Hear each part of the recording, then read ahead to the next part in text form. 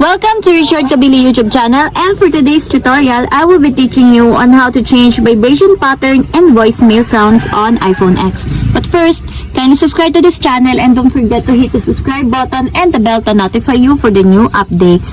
And let's start. Using your iPhone X from your home screen, first, go to Settings. In the settings, scroll down and click the Sounds and Haptics. Then in the Sounds and Haptics, go to Sound and Haptics Pattern section, then choose the Voicemail. Then in the new voicemail, click the Vibration. Then in the vibration, you will see a different kind of vibration pattern. So this is the standard vibration.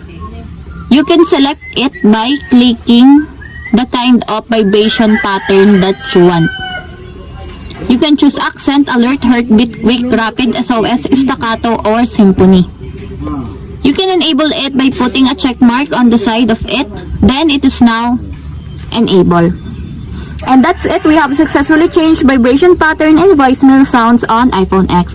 If you have a question, kindly comment down below and don't forget to hit the subscribe button and the bell to notify you for the new updates.